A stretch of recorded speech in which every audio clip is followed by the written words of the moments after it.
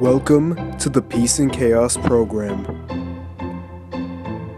Get ready for your hosts, DJ Aceman and Big Don.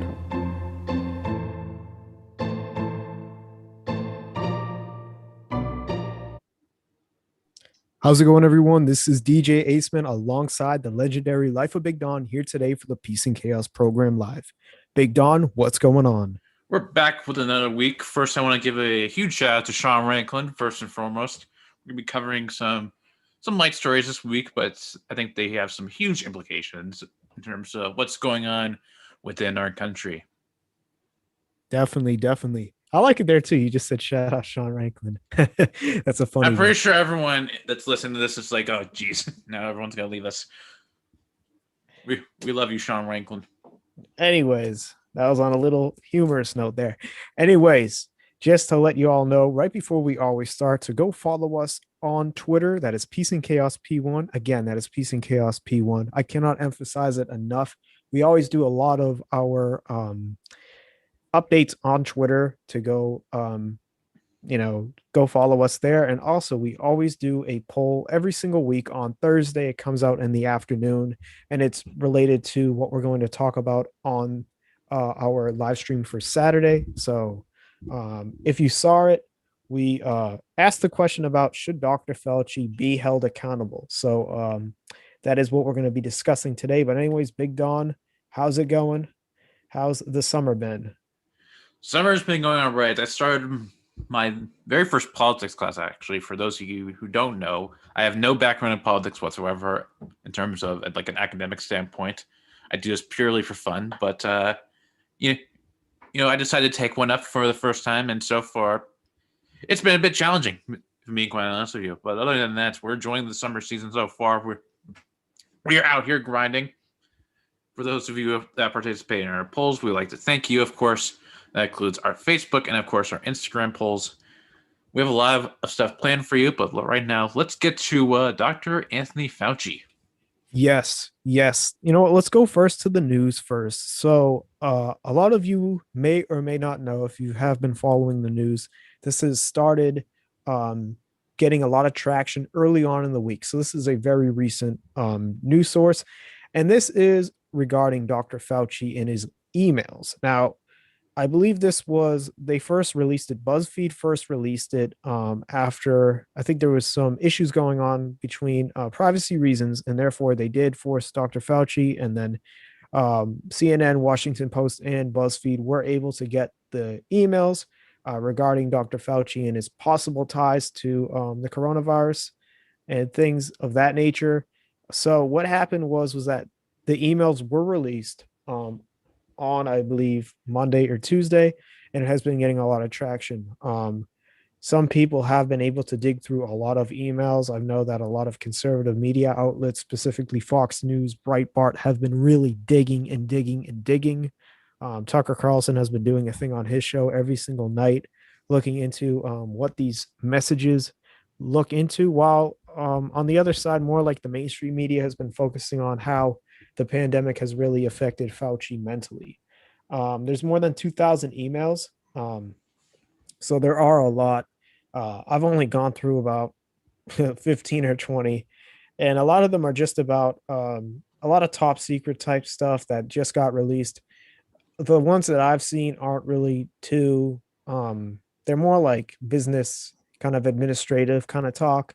But there are some other ones that people have looked into that are a lot more sciencey, and also some that people believe that could be decoded.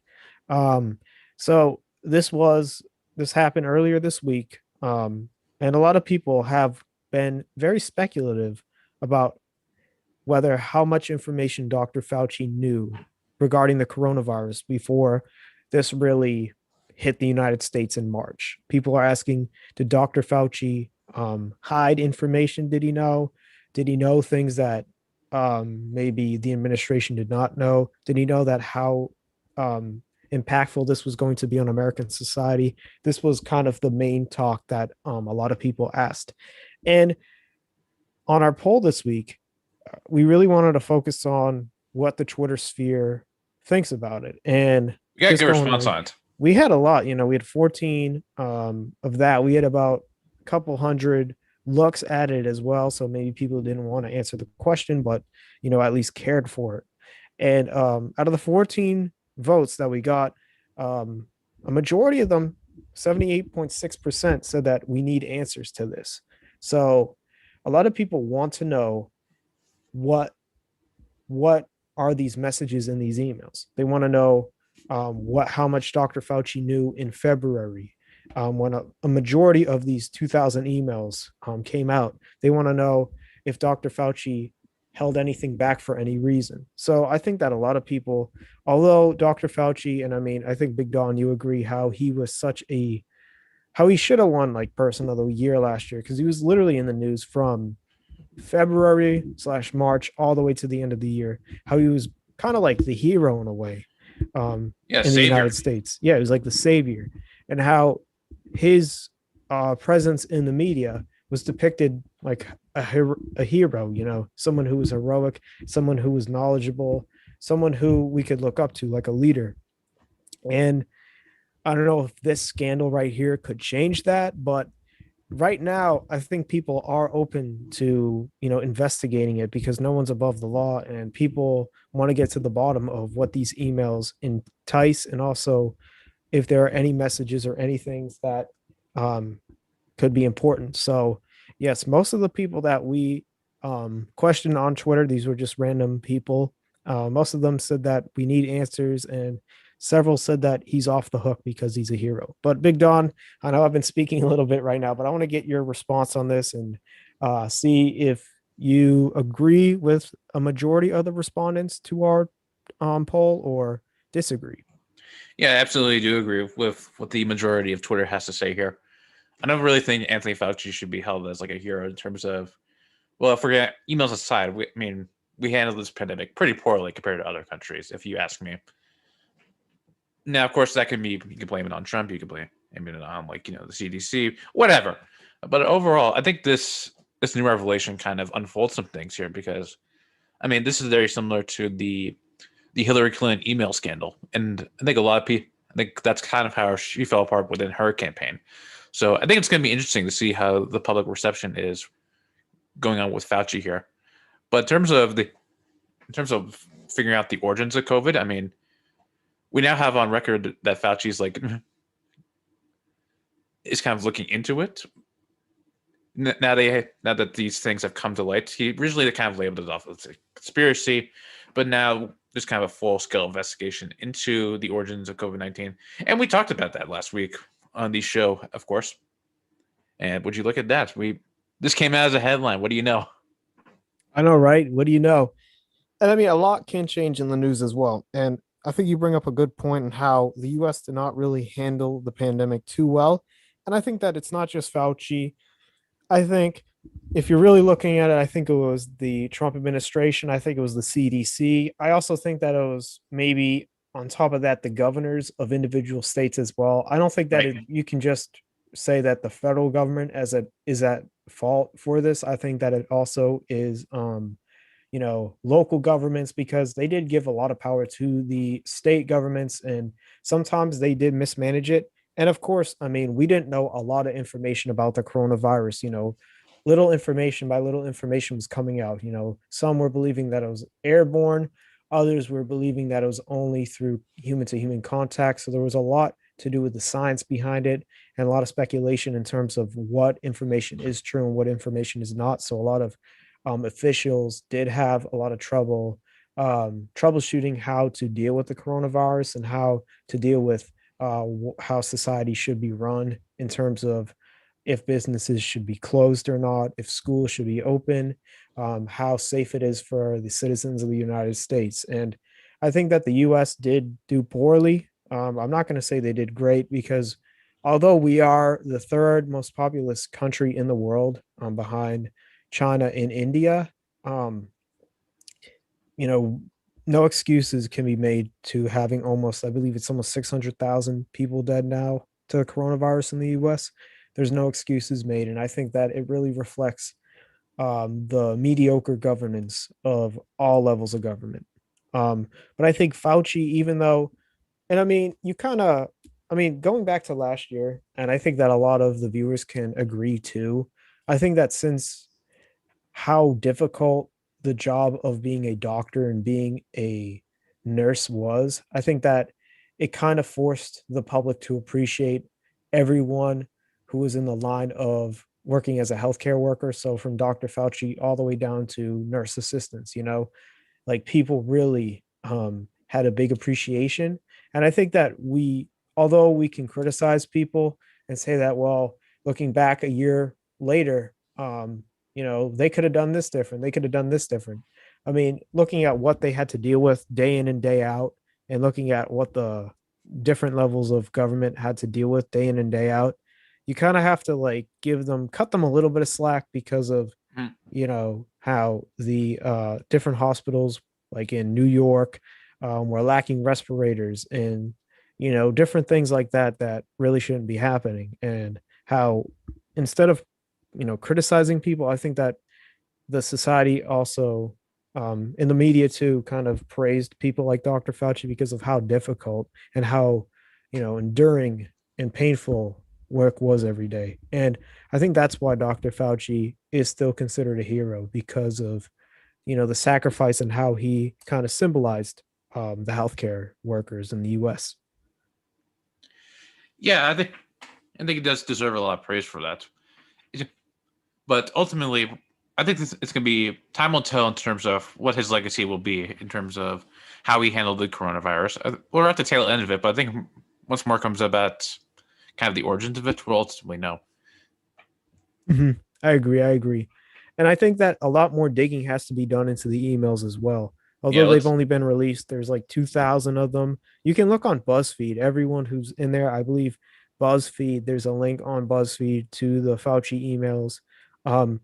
And I mean, reading this article and just looking at it, a lot of it is talking about how Fauci at first believes that the coronavirus originating in a lab is a conspiracy theory. In his emails, he backs up that he believes that it came from a wet market, and specifically, it came from an animal to human, which is really possible. Um, Yeah, it's probably the Looking most at likely the scenario. genome, yeah, but a lot of conspiracy theorists and a lot of politicians have been pushing the theory that the origin of the coronavirus did come from the Wuhan lab. There are still a lot of people pushing that for political purposes and also just for conspiracy and clout. And I think Dr. Fauci still. I mean, last week he kind of did a little bit of a 180 in saying that it could be possible, but in these emails from last year, he was definitely firm to the fact that it came from animals. And this is also something that a lot of people are going to look into for the emails. Hmm. Just want to check out this Yeah, let's see if CNBC we could pull article. up one of the emails here, just to give viewers some context here of what All right. exactly took place. Okay. Yep. I'll go get it right now. Anyways, um, yeah, there's some, I can look it up. Fauci email. For those of you just joining us, or who are just listening to us and want to chime in their sort of their input on what's going on, feel free to leave a comment in the chat or in the comment section below if you're just listening after the live stream. We would really love to appreciate any feedback we can get from us on these particular stories and information. Definitely, definitely. Yeah, go utilize the chat right now. We have about 5 people in watching us right now. Go utilize the chat button and go let us know what you think of all this, and also give us a um yeah, go give us a talk. All right, anyways, I did found this little this is not like the full document, but these are some of them. This is from Mark Zuckerberg, and it says, this is from BuzzFeed, by the way. So the article I'm looking at is titled Anthony Fauci's emails reveal the pressure that fell on one man. It says thousands of pages of communications obtained by BuzzFeed News show how Fauci tried to keep Americans calm and develop an effective strategy despite conflicts with the Trump administration. This is by Natalie Bettendorf and Jason Leopold, just to give them credit. And this is one of the emails. This is from March 15th, 2020, and it's from Mark Zuckerberg to Dr. Fauci. It says, Tony, I wanted to send a note of thanks for your leadership and everything you're doing to make our country's response to the pandemic as effective as possible. I also wanted to share a few ideas of ways we could help you get your message out, but I understand you're incredibly busy, so don't feel a need to reply unless These seem interesting. This isn't public yet, but we're building a coronavirus information hub that we're going to put at the top of Facebook for every 200 plus million Americans, 2.5 billion people worldwide, with two goals. One, make sure people can get authoritative information from reliable sources. And two, encourage people to practice social distance and give people ideas for doing this using internet tools. This will be live within the next 48 hours. And then he later says, essential part of this hub, I think it would be useful to include a video from you because people trust and want to hear from experts rather than just a bunch of agencies and political leaders. I'm doing a series of live stream Q&As with health experts to try to use my large following on the platform, over 100 million at the time, to get authoritative information out as well. I'd love to have you do one of these Q&As. That was one of them. There were some other ones as well. He writes, I write to or call Mark and tell him that I'm interested in doing this. I will then tell him that you will get for him the name of the USG point of contact. I agree. It should be Bill Hall, who could then turf to the White House comms if he wishes. So they did believe that it was important to do that communicative piece with Facebook. There's some other ones as well. So this is kind of like the utilization of social media. This one is regarding, yeah, a lot of like social media ones, but there are some. I gotta find like the real one. Yeah, hold on one sec. Sorry about this chat. Everyone in chat, uh, hold on for 1 second. Uh-oh. Wait, what? Where are you going? I'm trying to find like the official. There's like a doc. Oh, yo, here it is. Boom. There you go. Found it. That was a nice There's transition tons right of this there. in here. I mean, we're looking at I think 2,000 pages. I mean, look. What's a good one? Let's see. Let's just scroll through and see. Let's just go on to a random one here. Pick a number, Big Don. We're at 38 right now. I'll go I'll pull up the random number generator. Okay. Let's go 171. All right, 171. We're going random. 171. We haven't looked at this whole thing yet. And there was one with red letters on it, so it looked interesting as well. Let's go 171. Oh boy. Uh-oh. Uh-oh. Nope, that One oh, okay, we're closer. We're closer. close. All right, we are at 171. Boom. Boom. Just waiting. Oh, it's loading. Here it is. Hey. This is to Heather Davia, who I don't know. Dear Dr. Fauci, this was on February 28th. Please accept my personal and heartfelt thanks for your continued efforts to keep the American public informed concerning the COVID coronavirus. While listening to you on the radio or at press conferences, your calm, thoughtful, and measured words are very comforting and reassuring. Both your caring response and scientific medical expertise are an example of the best, very best in the federal government. So I think that also these are from like constituents and just random people in general. Right. I want to look at one where it's like from health officials because I think those are the cool ones to look at. COVID on surfaces. Hello, Dr. Fauci. I'm trying to find out how long the coronavirus can remain infectious on the surface of an object handled by someone with the virus. My concern is with purchasing items for my jewelry shop that come from China, South Korea, and Turkey.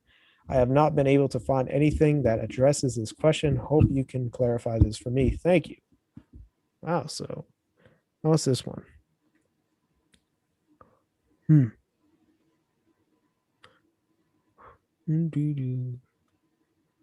Oh, this is from the medical school.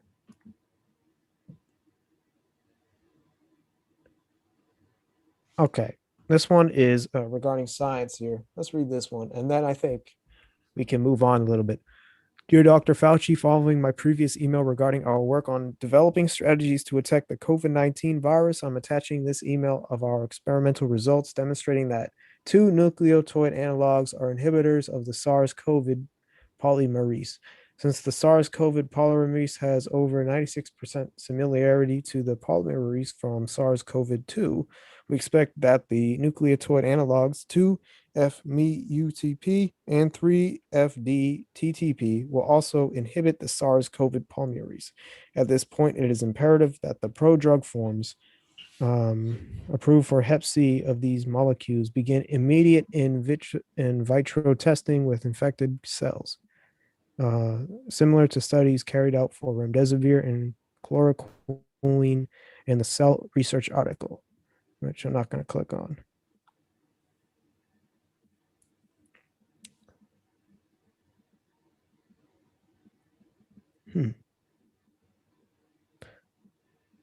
Wow, there's so many of these on here.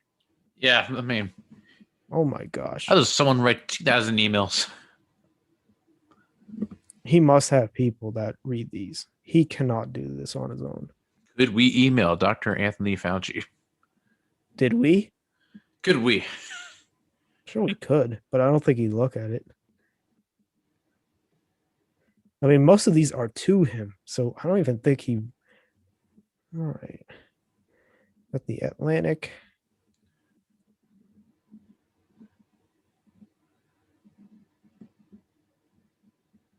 We'd love to tell the story, but everyone is directing me to you. So a lot of these are also from the media too, Right. and just random people. Oh, this is Russia, RT International TV. This is Russia. So a lot of these are just inquiries for business as well. I mean, there's everything from top science documentation to researchers and universities, and also the media as well. Like Olga Kazan's a writer. She's written actually some cool articles. But yeah, trying to see here. There's been also constituents as well. So a lot of random emails that inquire a lot of different things, from media interviews from Mark Zuckerberg, the one we read first, to just random ones from writers at the Atlantic. So yeah, I mean, there's a lot here. And also like a lot of ones that revolve around the genome type of the coronavirus and how it is similar to former coronaviruses SARS. that occurred. Yeah. Or the SARS outbreak. Actually, I think we were too young for that. Yeah, we were young at the time. There's a ton here. Wow. How many do you think he actually responded to? If I were to 10%. 10%. That's a 10%. lot though. It's like that's still a lot. That's 200. That's not too bad. 200. Yeah, you know what? Yeah, I can respond That's to not too 200. bad. Actually, yeah, that's not bad. So you got a 1 in 10 shot of emailing and getting a response from the doctor. Alrighty. Yeah, I'm gonna close that one down. But yeah, we just looked at a quick Dr. Fauci snippet. We encourage you all to go look it up and do your own research. It is public now. Thanks to I don't know what Freedom of Information Act. Freedom of Information Act. Yep. And BuzzFeed has it, so you can go check it on there. And NPR, I believe, also has some information on it as well. So yeah, thanks to the Freedom of Information Act, the public can get information regarding the coronavirus, and also Dr. Fauci and his emails regarding the start of the pandemic from last year. So if you want to see what was going on in Dr. Fauci's email boxes from last year, go check it out. Anyways, I think we're gonna move on from that right now. Do you want to move on, Big Don, or do you have anything else I to think say? we covered this very surfacely, but I think we did a good overview on it. Let's go. Let's move on to the hacks. Yes, let's go on to the hacks right here. This was a big one. This story came out earlier this week as well. And this is regarding the JBS hack. So JBS is like a Brazilian. Well, it's based in Brazil. It was created, I believe, in the 1950s by, I forgot the rancher's name. His name was Jose Batista Sobrinho. Jose Batista. Yeah, he was a Joey Bats. He was a rancher in Brazil, and he founded JBS, which takes his initials. So it's a meat supplier. A lot of their customers include big supermarkets in the United States, along with McDonald's here. And yeah, it processes about one quarter of the United States' beef and one fifth of its pork. So this is in the United States. And this hack, which we'll talk about a little bit about the hacking group behind it. Um, but this hack not only affected the United States' meat supplies, but it also affected Canada's and Australia's as well. So the US was not the only place where customers felt the effects of the hack. But anyways, let's go right to the facts here. So this is by BBC. They did a lot of great reporting on this. So I really loved this story the most compared to the other networks because they really broke it down a lot. So let's just go first. So the belief that the hacking group was R Evil, that's how they pronounce it. They are a hacking group out of believes to be Eastern Europe and also Russia as well. So a lot of their most of their affiliates are out of there, and they are classified as a ransom as a service enterprise. So the way that they do it is they have recruiting affiliates, and then what they do is they use these recruiting affiliates or partners to spread the malware and affect a lot of different places. They said that this group also has something called the Happy Blog, and they document all the different victims who don't follow or don't pay off the ransom. So, yeah, it says here that they did actually have a big attack this year on Apple Incorporated, the supplier of Apple Incorporated, Quanta Computer Incorporated, and apparently they received $50 million for the ransom. And also, they did attack two local governments in Texas back in 2019. Um, so yeah, they got a big one here with JBS, a big meat company, and the JBS has not come forward and saying that they paid off the ransom yet. So they have not been public about that yet. But I want to get your thoughts on this, Big Don. Do you think that this is just the beginning? Because we did see the ferry service in the Cape Cod, Massachusetts, that did get hacked. I believe that also in Yeah, New it did. York, that also was hacked recently. And then we had the big Colonial Pipeline gas company that got hacked earlier, about 2 months ago now, in the Now gas prices southeast. are through the roof. Yes. So, what do you think about this? What do you think? I know that President Biden will be speaking with President Putin in the next 2 weeks in Geneva, and they are going to discuss this. But what do you think? I mean, we all know how serious cybersecurity is nowadays. I Right. mean, it is really important because I mean, we're in such a more connected world than we ever have been in, thanks to the World Wide Web.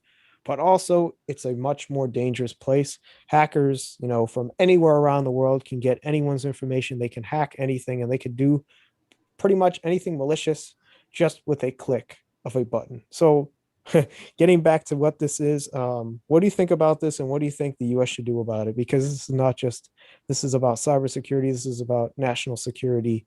And what do you think about this and the big takedown of JBS? Well, I mean, obviously the U.S. has to do something about it. We can have it's going to look badly on the U.S. if all of a sudden not only stuff like gas prices, meat prices, but also it's a huge threat to national security as well. If you look at it from, if they're hacking like stuff like ferries and then large companies, I mean, if we don't step up now, what's the scale of which these hackers at what was it are evil? I almost said F society there, but we don't.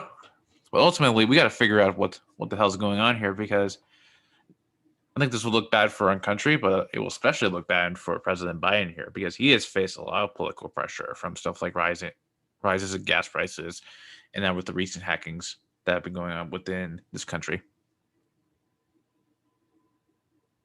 I agree with you there. Yeah.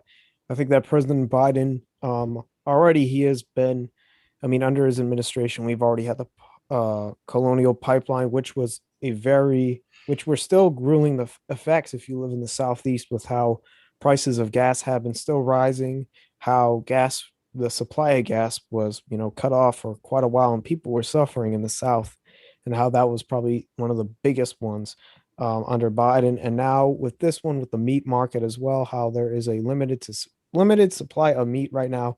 Prices of beef have gone up slightly because of this as well. So yeah, this has definitely been a big security threat, national security threat. And I think that with this recent, and there is speculation that some of these groups, are, out of Russia or in Belarus, in countries like Latvia and Kazakhstan, so in Eastern Europe and also in Central Asia, in countries where, Russia, a lot of their allies live in, and, a lot in Russia as well. What is the role of the Russian state? Are they supporting this? Are they harboring people? Are they harboring hackers? What are they doing? And why is this continuing from this region of the world? I think Biden really needs to, when he goes there, he really needs to emphasize this with President Putin. He can't just cower down. And I know Biden knows this. And I know that a lot of people in the US know it too, who are in the federal government, that know that we really need to send a message to them. We can't accept this. We cannot go forward in this where companies in the United States that are going to affect its citizens, they cannot be hacked. And if the state of Russia is basically cheerleading for this type of activity, what is that? That's really affecting our people here. And that is something that we need to emphasize and we need to not allow. And that's what he's probably going to say next week. Jen Psaki, press secretary, she said that Russia should not be harboring hackers. And she says, what moral nation does that? And I think that also is going to be brought up as well. And I think just in general here, going off on a little bit of a limb with Russia as well, how ties with Russia under the former administration, they were kind of more lovey-dovey, I think, in some ways, Mm. because of Trump's kind of a lot of the things that Trump said about Putin that were a lot more positive in some ways. How, since Trump was a businessman, how he did do a lot of business within Russia, and how he does kind of have a more appreciation of Putin, while with Biden, he's more critical of Russia. He's trying to take like a more hard stance, but if it is a little bit too hard, it could, lead to maybe an unwanted conflict if it really goes down that route. Yeah, But it's I a really think, slippery slope in terms yeah, of how we can address this. And it's obviously going to depend on the context of which this group is operating in. If it's just like an independent hacking group from Russia with no affiliation to Putin or the Russian government, then it's probably going to be a little bit more easier. But either way, it's going to be a bit hard for us to bypass those laws if we're going to be attacking in Russian territory because they don't like us. mhm. Yeah, and it is probably them, the Russians, the Chinese, Iran. You need to be extra precautious with these governments. And you also need to really not be as speculative, because let's say that these groups like are evil do not have any ties with Russia. Well, that's not sending a good message for diplomacy with Russia, because now they're gonna not really trust the United States. So there kind of needs to be like a certain area where the U.S. needs to really have a lot of information about these groups and really investigate if they do have any ties to the government, what they should do about it. And I think with JBS, for instance, the US, I know that they're doing a lot to investigate how this happened, um, trying to find any way, any clues on where these hackers are, because of how tech savvy these hackers are and how, talented they are. I think the US authorities and also the government really need to do a thorough job in, finding out where they are, how well they're organized, and any future targets they have, so that the American people will not feel the effects of a hacking organization. Absolutely agreed. And let me go back to this for a second. I just want to make a point here. I think people need to realize that you can see this a lot on the conservative side of things. I mean, people need to do this.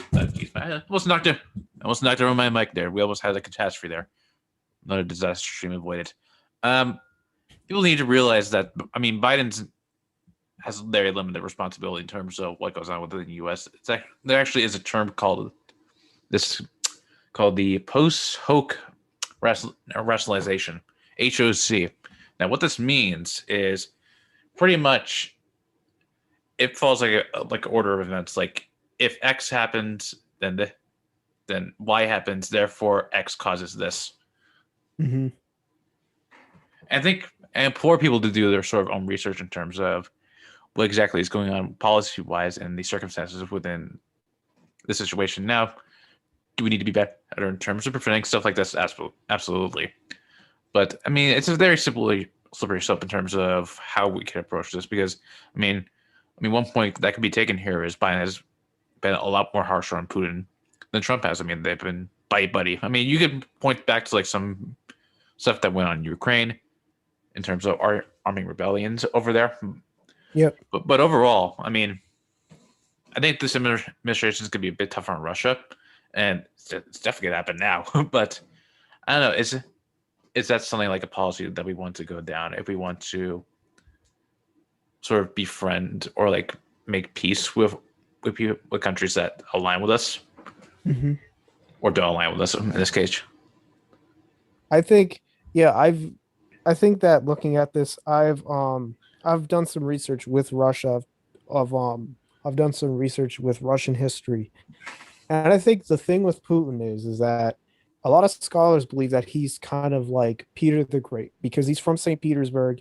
He's someone that, looks at the West and sees some potential, but then he's also speculative to the United States. So I think going back to the last administration, I think he embraced how Trump was a little bit more easygoing. But I think with Biden, and I think Putin sees this as well, it's kind of more towards this contentious look at the United States again, kind of seeing them as a contender, but not in the friendly way. And even though Russia's economy is a lot less than the United States because of how the 1990s occurred with the whole slowdown of the economy once Yeltsin took office and everything like that, um, Putin really does see Russia, expanding in the future. He sees the Russian military growing. He sees the way of life really becoming more like the West in some ways, and also, um, adopting the values that made Russia Russia. So cultural values, a national identity, and really making Russia into a Eurasian China. And I think that's what he wants to go with. And he sees, the U.S. both as there could be some potential of having diplomatic relations with the United States, but he also sees figures like Biden as a way of maybe being an obstacle. And since Biden has been in office, since the 70s, and how drastic Russia has changed over the years, I think Biden still is very speculative of the former Soviet Union. And now it's Russia, but back in the 1970s, Russia was slowly becoming more with the West. You had Glasnost and Przyoka. Yeah, you had those two policies, both openness to the West and also openness with the economy, and how those kind of slowly changed. But prior to this, when Biden was a young boy, Russia was Soviet Union was still like the communist way of life, and it had been up until the 80s when it started to open a little bit. But I think with Biden and his foreign policy with Russia, I think it's still going to be hostile. I think he looks at Russia in a way that they're a threat to the United States, they're a threat to national security. They're the reason why there was a hacking of the election. They're a threat to our democracy. And I think that even though this is just one episode between US and Russian hostilities with the whole hacking recently, I think there's a huge distrust that, maybe can get filled a little bit. Yeah, absolutely. I think you bring up a lot of good points there in terms of the overall animosity we have towards not only Russia but any other sort of superpower that's coming up, whether it's as big as China or even going back to Iran here. I mean, Mhm. they have nuclear capabilities. The Middle East is surely growing a bigger economy with. I mean, we're going away from oil, but a lot of stuff is going on within that region that could pose a threat to not only just us like militarily, but economically as well. Mhm.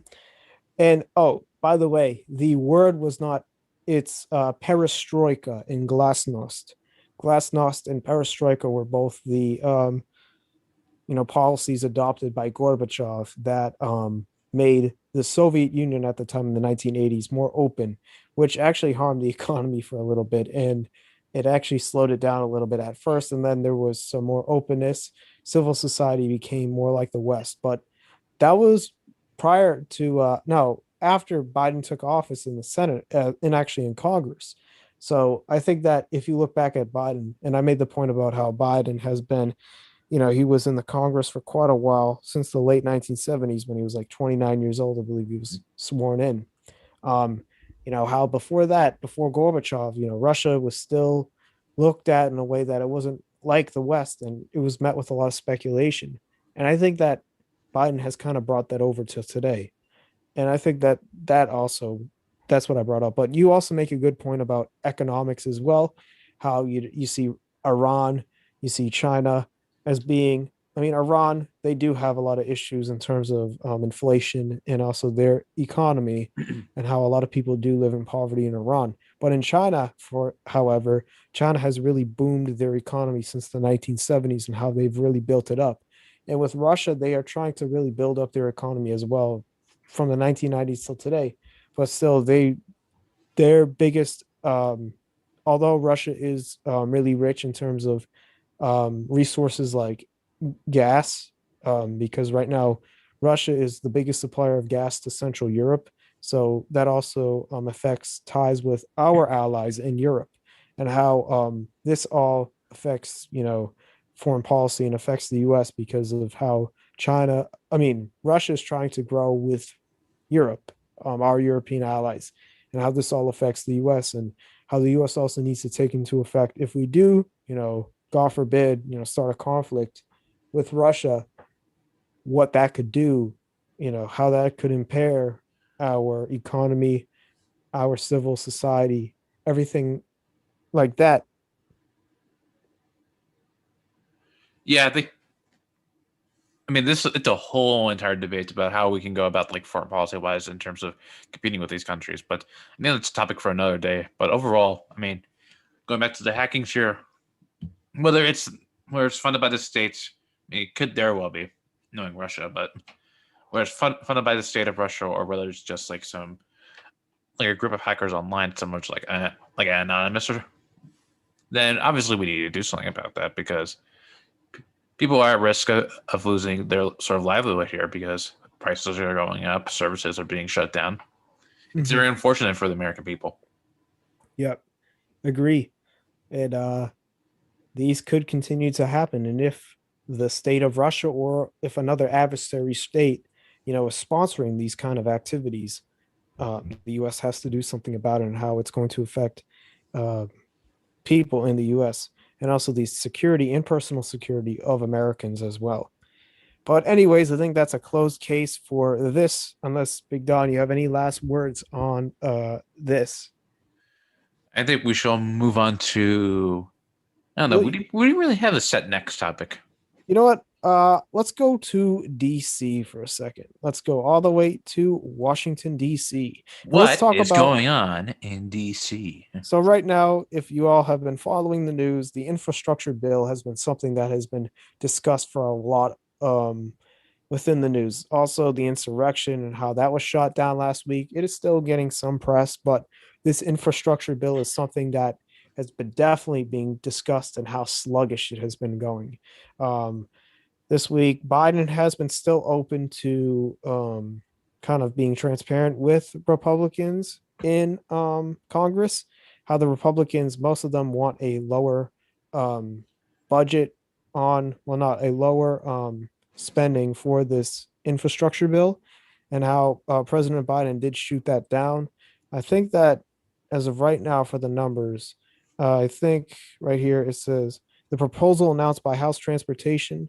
So what also happened with this as well is that since House Democrats have recognized how slow it has been going, the House is starting to draft their own bill on the housing, on the infrastructure. So specifically here, the bill is called Invest in America Act. It would dedicate $343 billion to roads, bridges, and safety, $109 billion to public transit systems, and $95 billion to passenger and freight rail.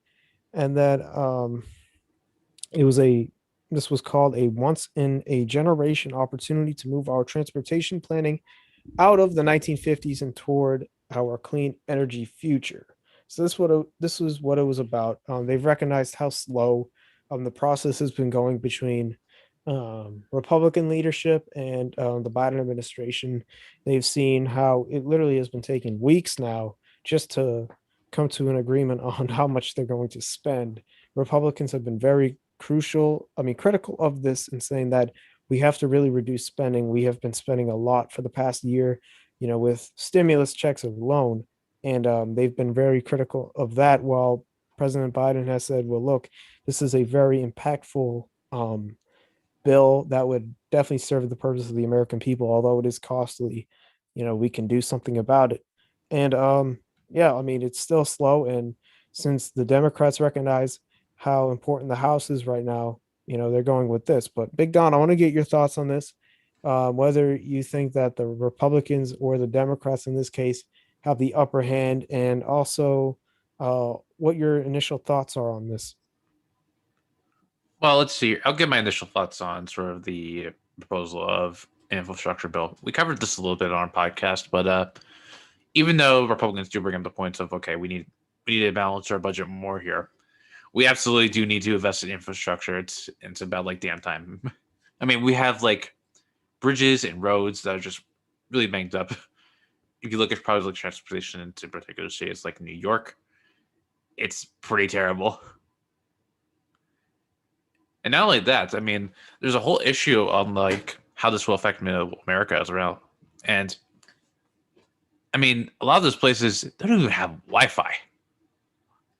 It's like, well, what are we gonna do here? I mean, most of the land is pretty much uninhabited, but at the same time, I mean, there's definitely a. I think this will help bridge the sort of urban and rural divide that's going on within America right now. I mean, we could Mhm. talk like days on like numbers here, but in terms of actually like supporting a bill that targets infrastructure, yeah, I'm all for it. Yeah. Yeah, let's move away from the numbers because the numbers sometimes, just become a little arbitrary and boring. But what this bill is really talking about, and I mean, you could see with the quote I just quoted, um, how a lot of our infrastructure is a bit outdated compared to other countries. In other countries, there's a lot more greener forms of transportation. Like, in Western Europe, there's a lot of what they call trams. So it's like street trains that are less, are less, utilize less GHGs. And I think a lot of countries have been really adopting this. I mean, Europe has been the trailblazer for adopting greener forms of transportation. You see in the UK now, and in other countries like Germany, in France, in Sweden too, in Norway. Those are like the top leaders right now for electric energy, really focusing and turning away from gas gas consuming cars and moving more towards public transportation that's green and that benefits the environment and also creates a better um, you know public transportation system. And a lot of countries in Europe have really focused on this more futuristic kind of transportation plan and how they have recognized how this is important, for the environment and also just for the globe, and how it's not just going to benefit people living in Stockholm, Sweden, or Paris, France, but it's also going to be benefiting people around the world because it's going to limit the CO2 emissions that are going up into the atmosphere. And I think that the US has recognized this. I think President Biden said by 2050, he made something really, he's made some very optimistic um, guidelines. He said, and he also made sure that I believe it's all federal transportation will be electric, and also how they're really trying to switch it immediately. And I know that Ford has been one of the biggest car companies, and also other ones as well, like Tesla is still doing pretty well. But Ford has been one of the car companies. By 2029, they're going to open up I think it's already open right now, the Cologne, Germany um, plant, and they're already starting to work on um, electric run cars, and that is going to be a big thing. And also, just in terms of that, um, you have the US right here, and with this policy, um, they're going to really be focusing on um, creating infrastructure that is clean and green. And I'm all for it. Yeah, I'm all for it too. I mean, I think this is obviously a very important issue in terms of how it affects our daily lives. I mean, we live in pretty metropolitan areas. Now, we live in different ones in terms of the situations that go on within public transportation and how energy is used. But overall, I think there needs to be some consistency on how we attack something like infrastructure. I think that on a federal level, it absolutely should be done in terms of the Mm-hmm, amount of backing that needs to go into it. I mm-hmm, mean, if you want to make like a state's argument, I don't think the states can really have pretty limited say in terms of like, okay, how much should we invest in infrastructure? Because well, like a state like California and New York probably raise the revenue to adopt like solar farms or update their public transportation. I mean, we got to look at states like going back to the rural states. We got to go back to like the Iowas and the Nebraskas of the world. mm-hmm, mm-hmm, exactly. And I mean, if you're going back to that and how the federal system, even though the federal system does give a lot of powers to the states in terms of taxes and things like that, and also education and that sort of stuff, I think that the federal government, it's appropriate for the federal government to maybe implement things such as infrastructure because, some states are richer than others. There are some states that really cannot raise a lot of revenue because, the median household income is below national average. So they're not really going to be earning a whole lot from tax collection. But you look at states like California and New Jersey and New York, just to name a few, and how they're a lot more wealthy because it's more populous. A lot more people are working, and also the median household income is a lot higher than the national average. And because of that, the state can, earn a lot more. But I think that for fairness, I think that the federal government really needs to do this because this is not just something that, I mean, we can't just have several, cities like San Francisco and Los Angeles and Newark, New Jersey, and Boston, and um, you know, New York City and maybe Chicago, um, Hell, having Detroit has a good public transportation system.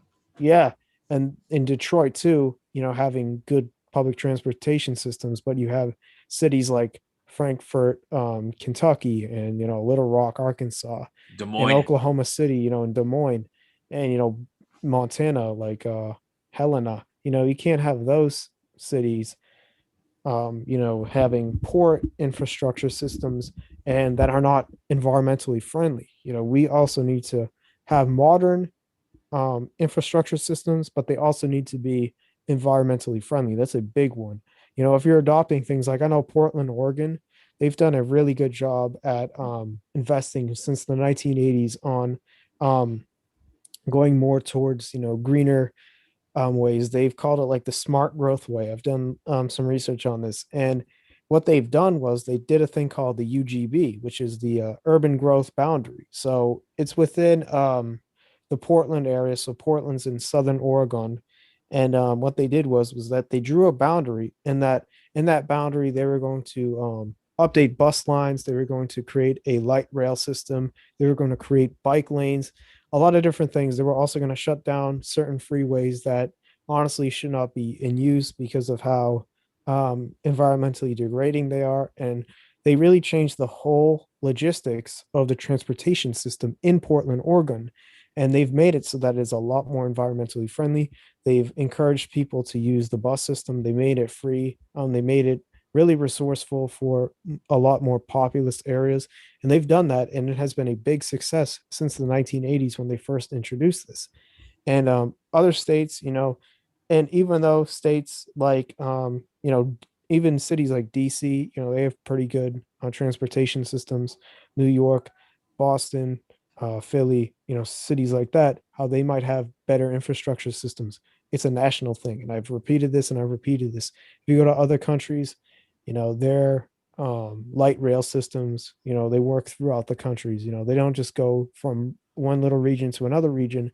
And then the rural areas, have some older trains. You really need to make this a full national adaptation. Yeah, absolutely, 100% agree on that. Definitely. Let's see here. I think And that in wraps turn, up with the infrastructure idea. I think we generally support it. I mhm, think, but if we want to go back to like the partisan part of it, I think it's just going to come down to a matter of who wants to take credit for it.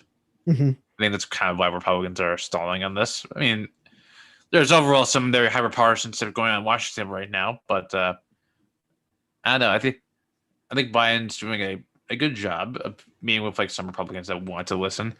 How mhm, many will listen? That's going to be determined. I think it's going to be a pretty limited amount, but I think if Biden can like win over some Republicans in the Senate for this, because I think there's always going to be like the possibility of like a Joe Manchin saying like, okay, this is too much spending as well. I mean, mhm. or like some sort of compromise as well. This could be a really huge win for our country. Definitely, definitely. It's all going to go down to how transparent a lot of these, borderline Republicans or Democrats, like Sinema and Manchin on the Democrat side, and then you have, Mitt Romney and Lisa Murkowski and other Republicans who are more, um, they're a little bit more open to Moderate. the idea. And I think it's really going to go down to that.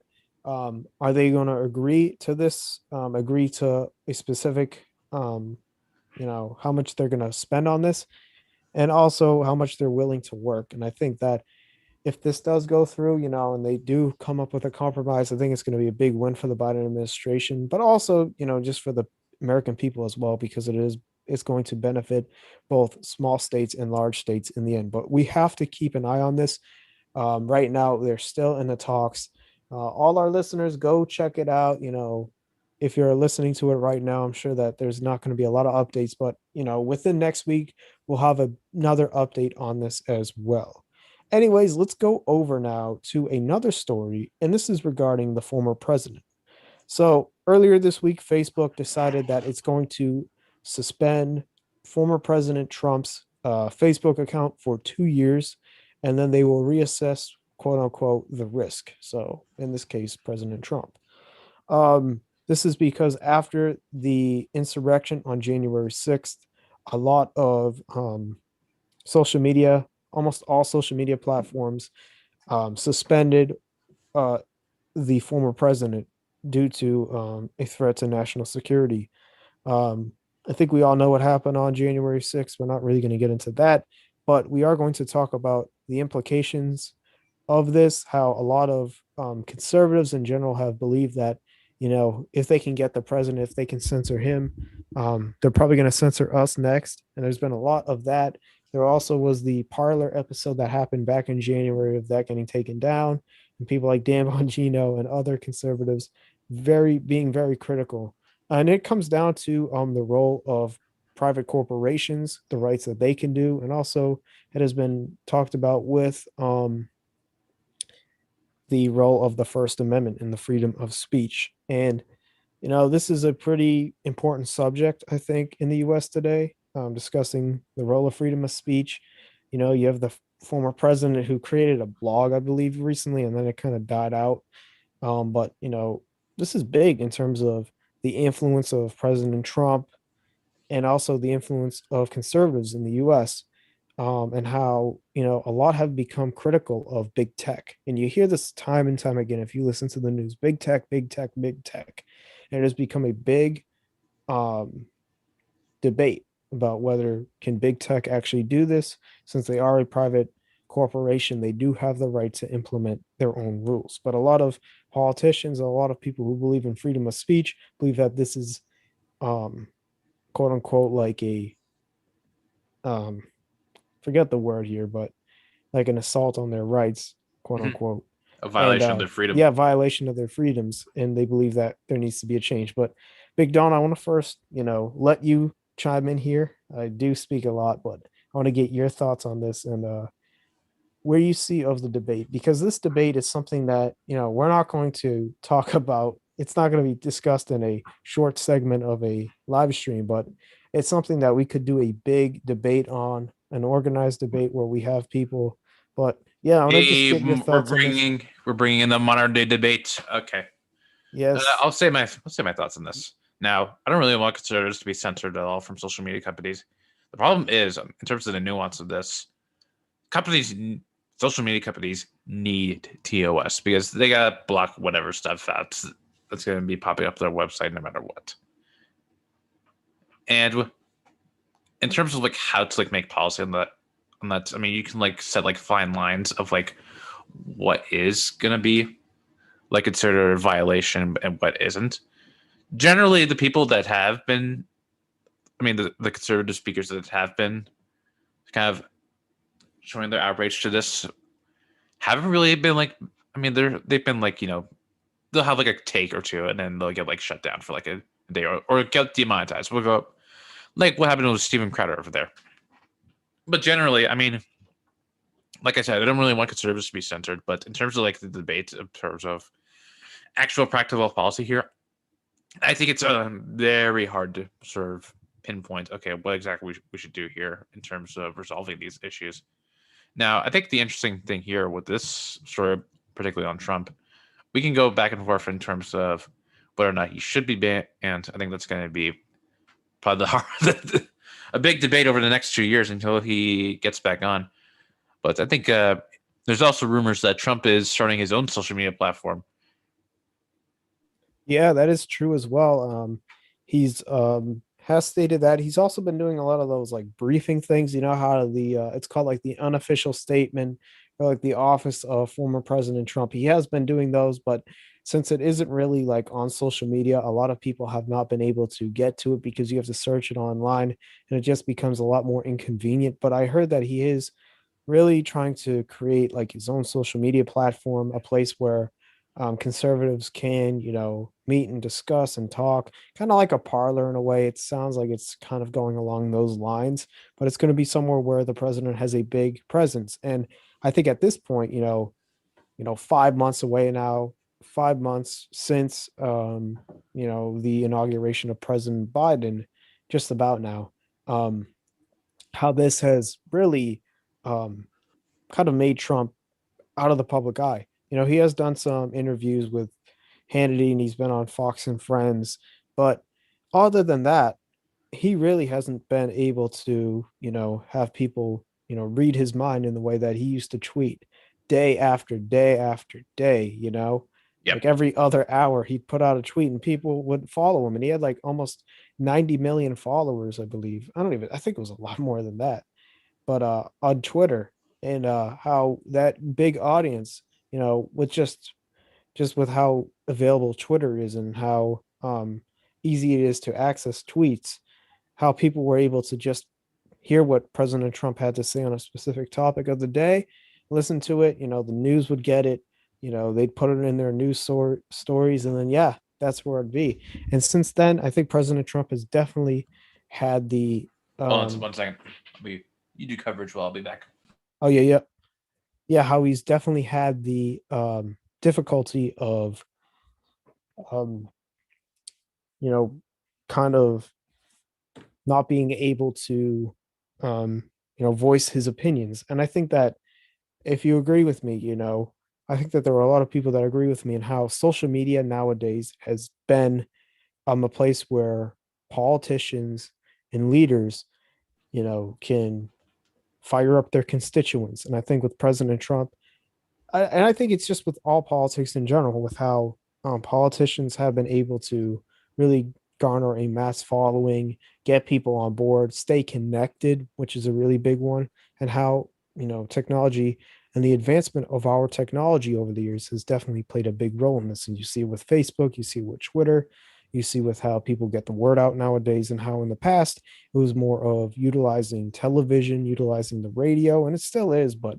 I think nowadays with how accessible social media is to people, how people have just been able to get to it and have been able to um, listen in. And I think with Trump, it's his relevancy here. He's been out of the public eye for 5 months. We haven't seen him on TV every day if you don't watch the news.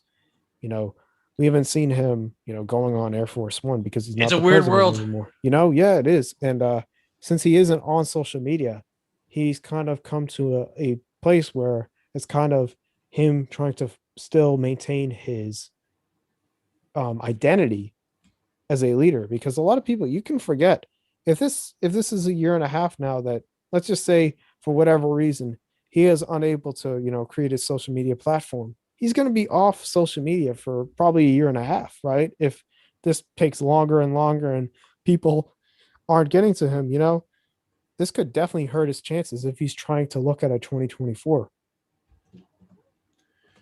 because he Yeah, needs to absolutely. continue that um, charisma and that passion for um, developing the relationship between him and his constituents, the people that voted for him, Right. and to continue that charisma and continue to get that support.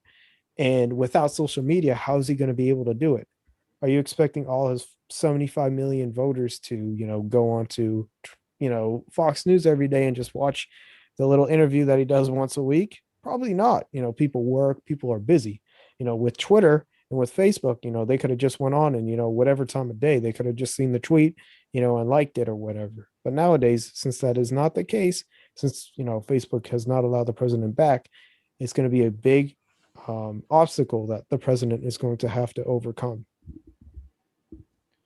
Yeah, absolutely agree with that.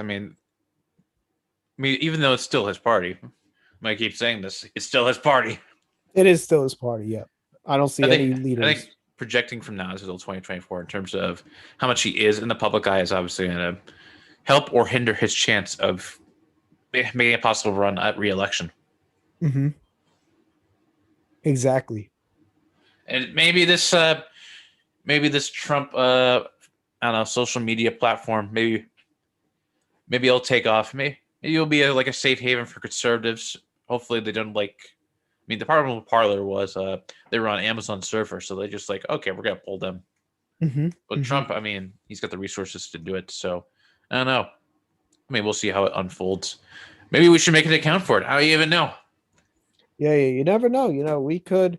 We're a nonpartisan. We really want to emphasize this, and I mean, we put it in our Twitter, we put it in our Instagram as well. We're nonpartisan. So Big Dot and I are both not, registered either Democrat or Republican. So because of that, we really want to be as neutral as possible. So we're not doing this. If we do decide to, utilize the Trump um, social media, whenever that is, it's because we want to get more, conservative voices to listen to our podcast as well. And also, we want to get more progressive voices as well. And we want people in between as well, far right, far left, whatever. As long as you're not super radical, you're not, support, you're not violent or anything like that. We want people to voice their opinion. We want this podcast to really be something where we can have dialogue. We can discuss things in a nonpartisan way, in a place where we promote, freedom for all to speak, to voice their opinion, no matter if you agree or disagree. And that's where we want to do. So if we do decide to go on to join the, quote unquote, the Trump social media, which I think a lot of people are going to do, if they are supporters or whatever.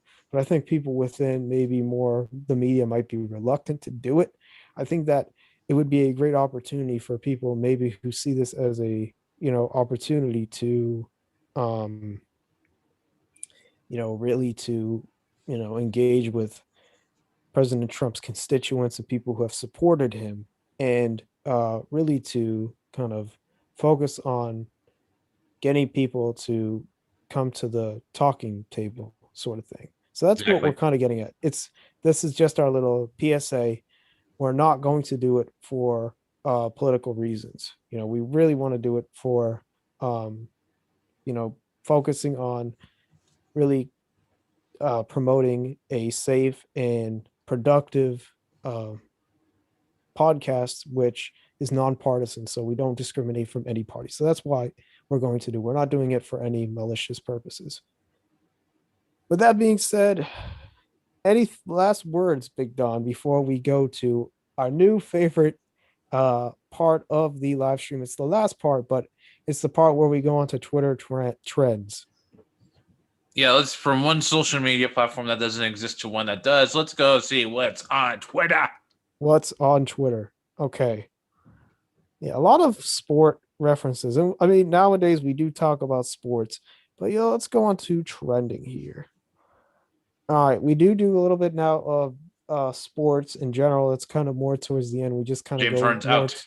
to the miscellaneous parts of the live stream, but James Harden is out. Okay. Now we did talk a little bit about this last week, but yeah, Brooklyn is the favorites right now, and I think they still are. This series is going to be a lot more in terms of the Milwaukee Brooklyn series. I think this is going to be a lot more um competitive. I think the Celtics, a very slowed down team. They're not great offensively. They're lacking someone, and that's why the Brooklyn Nets beat them in five. With this series, I think it's going to go 6 or 7. I think that Milwaukee is definitely a more tough team, although they have been off for quite a while now. I think Giannis and just that whole group of people that he plays with, um, like just I think the Bucks are a lot. They have a lot more depth than the Celtics do. Yeah, absolutely. I mean, they definitely have that superstar presence. And Giannis Antetokounmpo. Giannis Antetokounmpo. But Brooklyn's, they just have the star power. I mean, even though James Harden's out right now. Also, Blake Griffin's trending. I'm not sure he's out or not, but yeah, as you can see about his roster, it's just Giannis and Mhm. a bunch of Jeff supporting guys. Teague, who they got from the Celtics, they Chris Middleton, PJ Tucker, Drew Holiday, and then you also have Giannis's younger brother. You have Brooke Lopez, who's your center. You have Bobby Portis, and then you also have a pretty decent cast with you. But I mean, with Brooklyn, you have the three big starters. Now, if James Harden is out, which could be serious, could we be seeing something like the Lakers and how they went down?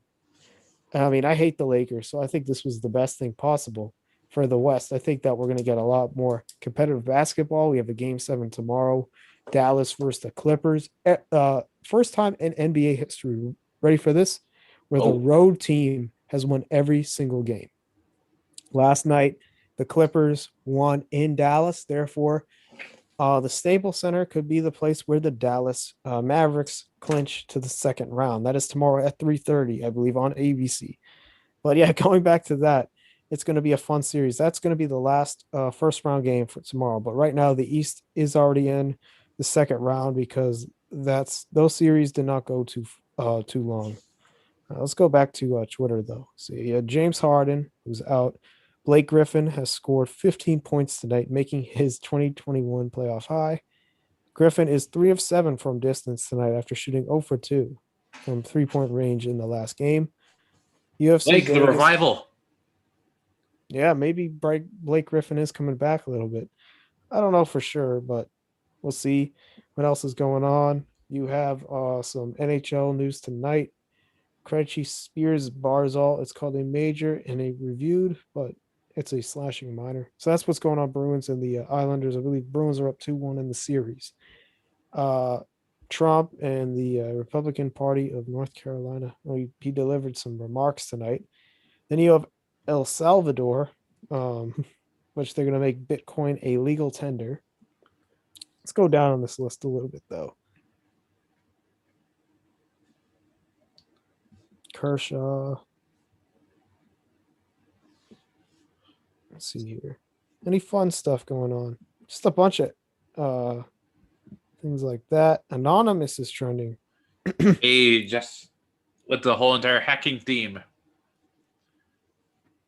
So this is like, can you hear this? Yeah, again. Of course, they gotta make their scary videos.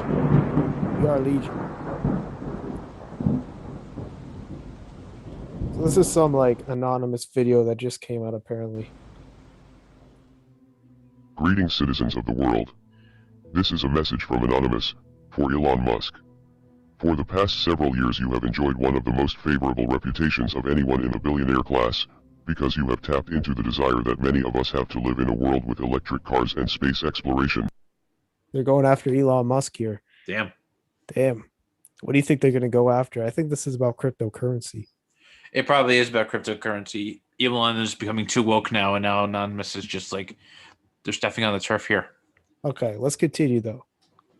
But recently your carefully created public image is being exposed, and people are beginning to see you as nothing more than another narcissistic rich dude who is desperate for attention.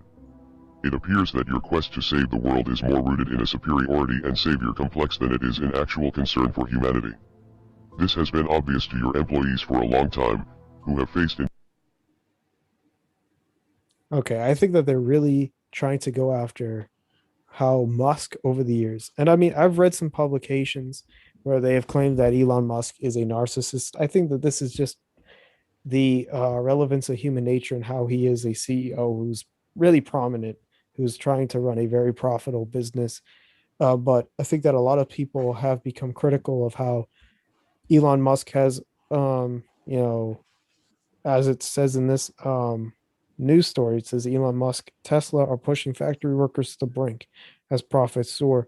How he's kind of been at the forefront of where he's overseeing a company where there have been some serious, allegations of overworking and how these could, I don't know, I mean, I don't want to start a thing here, but how there have been some allegations against him about working conditions.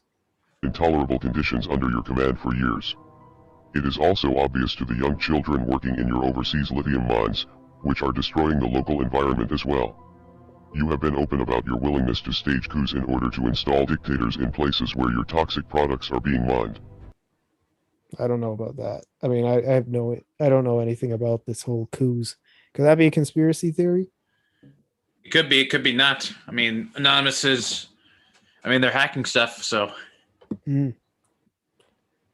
All right, let's continue though. You have even prematurely crowned yourself Emperor of Mars, a place where you will be sending people to die. Your fanboys overlook these issues because they are focused on the potential good that your projects can bring to the world, but you are not the only show in town, and your competition is growing more intense with each passing day. There are plenty of other companies working on space exploration and electric vehicles. You are just the only CEO who has gained a cult following through shitposting and trolling the world on social media. In fact, many people are now learning that wait, is this actually an official statement by Anonymous? Because I feel like they could easily just edit this. Let's see here. Josh Wolf, co-founder. Can't believe this isn't an episode of Mr. Robot. See, there you go. There's our Mr. Robot reference. Yeah, it says Elon Musk targeted an anonymous hackers group latest video. Yeah, this apparently this is real. TMZ reported on it. Seems pretty legit. Let's see here. Now let's look up any news stuff going on with it. Stay right here for a quick second. I just want to see if anything has come up. Because, I mean, there has been misinformation, but I mean, it looks pretty legit for the start of it. Yeah, I think so too. All right. Okay. Here are the news sources that have reported on this. Houston, Click 2, Daily Mail. Seems pretty legit. This was like 2 days ago, a couple hours ago. I think that since a lot of news medias aren't really on right now, I think that we won't get like full explanations. But I mean, California News Times, okay, Daily Mail, yeah, they do break a lot of things early. TMZ, okay, it seems pretty legit in a way, I guess. But yeah, just from that standpoint, Big Don, how do you think this is gonna roll?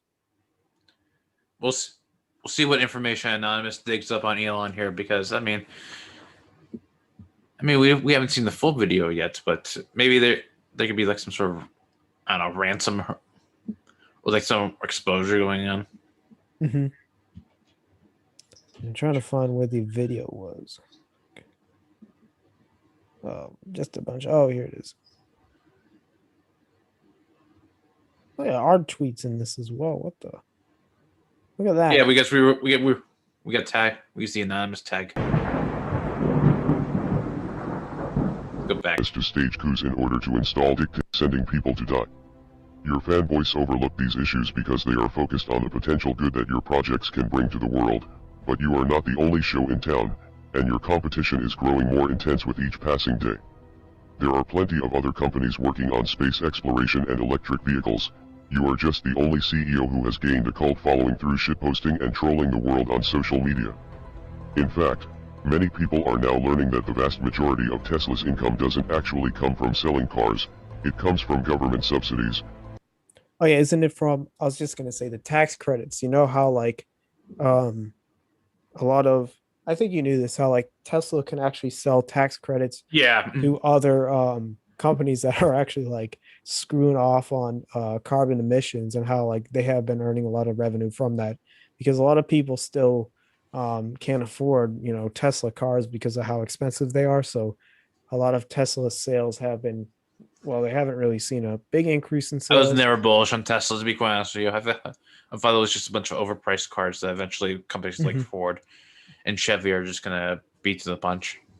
Yeah, I mean, nowadays, you have Ford. Like, I mean, this is all kind of relating to everything we said tonight, but you have Ford, now they created a big plant in Germany.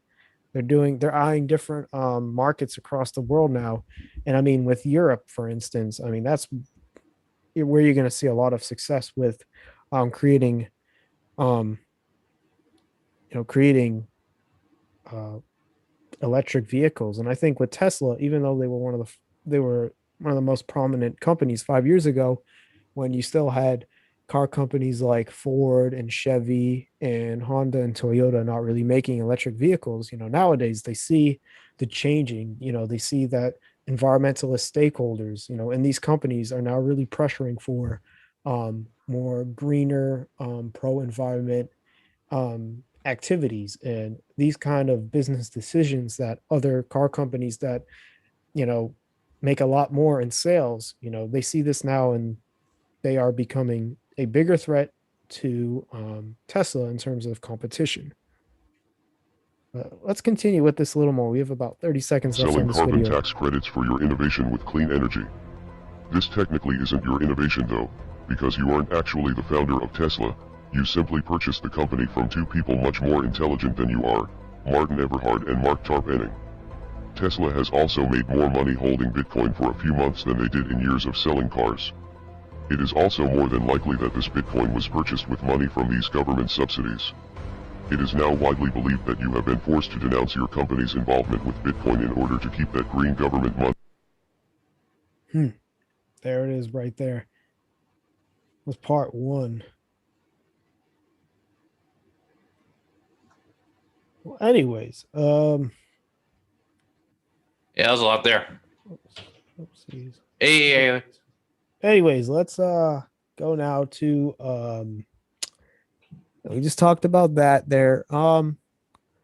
Yeah, I think we're gonna go check out the trending again just to see if anything else is trending. But yeah, that was a pretty compelling yeah, I think Anonymous is digging up some dirt on Elon. They definitely threw a lot of shade there.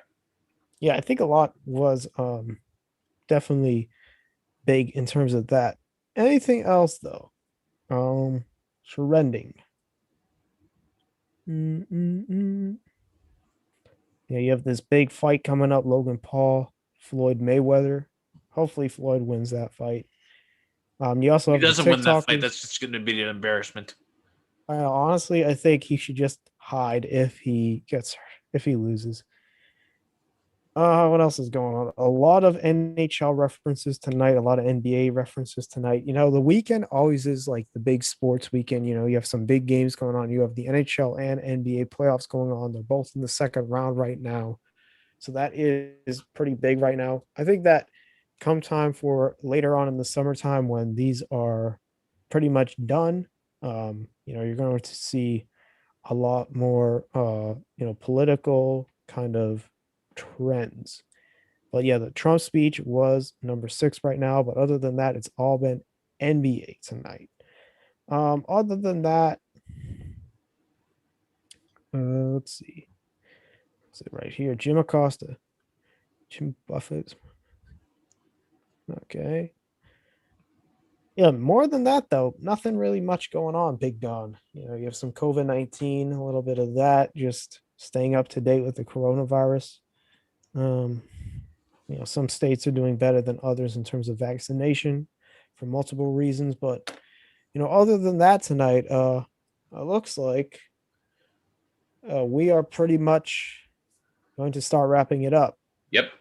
Anyways, just for a couple of administrative announcements. We did not put a video up yesterday. It's been kind of busy in terms of just planning ahead, doing some other things. We are going to be having some GeoGuessr videos coming out in the next coming weeks. We're going to do another one. We have a very good one coming out, hopefully this week. Next week coming. We also have a 2024 GOP tier list, so that's a cool one. That's going to be coming out hopefully within the next 2 weeks.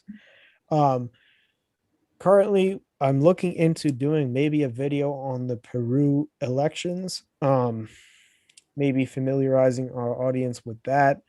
I know that a lot of people maybe aren't really following the Peru elections, but right now it's between the former president's daughter, who's a Japanese, I believe they're of Japanese descent, because I don't know if a lot of people knew, but there's a lot of Japanese immigrants that live in Peru. I don't know if a lot of people knew that. So that is going on right now, and she is going up against I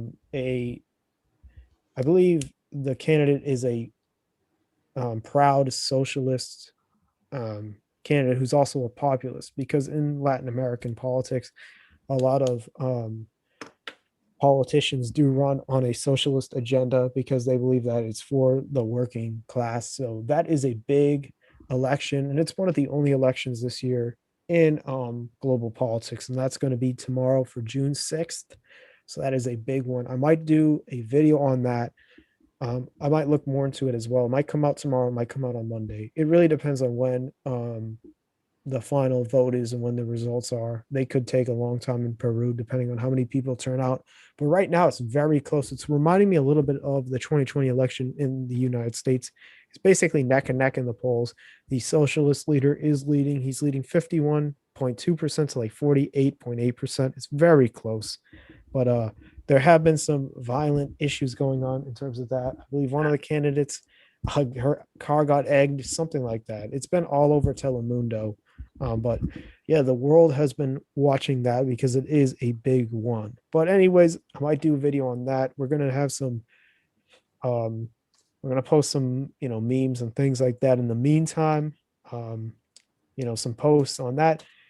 Stay up to date for our Twitter as well. We're going to be doing another poll, which is going to come out on Thursday, and maybe some interactive tweets as well coming out this week coming. Yes. But other than that, I think that is going to do it for tonight's live stream. Thank you all for tuning in today. We might be, we're going to try to do maybe a video next week, try to get a video up. We're going to be having a big live stream next week again with some guest hosts. We're going to try to get some guests onto the show as well. But we're going to be having some come on in the next coming week. So you're going to hear some other voices as well, and some opinions as well. But we'll leave it like that. Just to let you all know, please follow us on Twitter, Peace and Chaos P1. That is Peace and Chaos P1. And on Instagram as well. That is Peace and Chaos _podcast. That is Peace and Chaos _podcast. If you don't see it here, you can always go to our banner, and we do have links in the banner as well. So don't worry. You can always go watch this as well for the rerun. So if you can't make the 8 p.m. Eastern time on Saturday nights, you can always go listen to us whenever. Just you have to go onto YouTube and check it out there. Thank you all again. I'm DJ Aceman, along with the legendary Life of Big Don, and here today we are signing off. See ya. Peace.